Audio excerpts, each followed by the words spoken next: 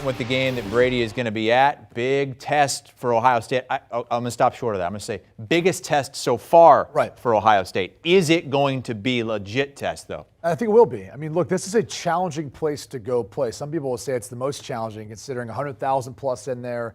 Granted, it's not going to be a whiteout, but you are going to get a lot of noise. Why not? Why didn't they do the whiteout for this? They did it the previous week versus Minnesota. It's how scheduling works. Oh. It's how it works. You know, I can't give you all the answers for this. I mean, Minnesota, you don't need it against Minnesota. You need it against Ohio State. Some would say you want to build momentum into that. And after they gave up over 400 yards rushing to the Michigan Wolverines, it was nice to see them be able to take care of Mohamed Ibrahim, who was held to his lowest total of the season, and they held Minnesota only 3.5 yards per attempt. So that was much of an improvement for the Penn State defense that needed to find itself. Maybe needed that whiteout a little bit. Here's what I like about this matchup, though. I think the secondary for Penn State can match up versus the wide receivers for Ohio State. Not many teams in the Big Ten, or let alone in the country, can say that. Big State. And Manny Diaz likes to bring a lot of pressure. You go back and look at last week, yeah, it looks like a blowout. C.J. Stroud struggled in that first half, in part because Iowa got a few hits on him early. Not the same player if you can get pressure and get some hits on him early, move him off the spot. I think Penn State has the ability to do that. It's about whether or not they can execute it. The only other wild card to all this, too, is Mike Yurcich, the offensive coordinator for Penn State. He crossed over with Jim Knowles at Oklahoma State for just 1 year back in 2018.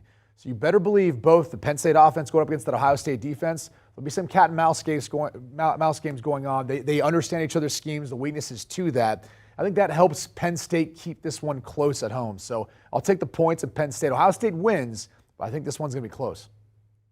All right, before I give my pick, I must say I side with Hassel. Like, why not do the whiteout here? Why not do it multiple games? Like, what's wrong with doing it twice? But why not get everybody excited? Make the loudest atmosphere you can. Why not do it at noon and only do it at night? I'm with Hassel. Like, why not increase the enthusiasm? Sounds like Penn State's already lost the game. It will be divided in blue and white. It'll be one of those games. Yeah, I forget a little stripe show? Yeah. A little stripe show, okay. Yeah.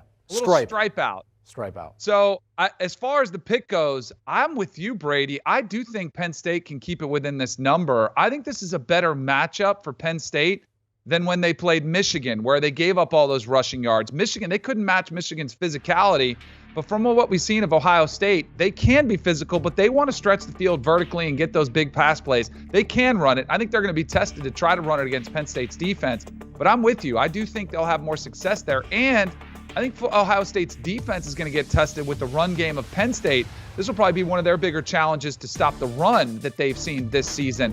And you're right, there were 3 consecutive drives for Ohio State where they had to settle for field goals, which felt like a massive victory for Iowa at the time. And yet still, even in a game that felt off, Ohio State still put up 54 points. But Penn State, deeper, more athletic than Iowa, I do think they'll be able to hang around long enough to keep it in this number. I don't want to say upset alert, but I saw the same things and seen them over the course of history with C.J. Stroud. If they can create pressure with some blitzes and pressures on the road, keep that crowd in the game, I don't think an upset is that crazy in this college football season where we've seen crazy things happen already. But if I'm getting 14.5, 15.5 points, I'll go ahead and take them.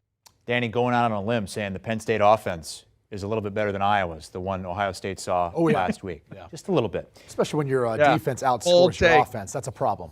Unbelievable. Do you want a sports network that delivers everything that matters about the game? The highlights, the picks, the instant analysis. No yelling, no fake debates, no politics. Hit the subscribe button and never miss a moment.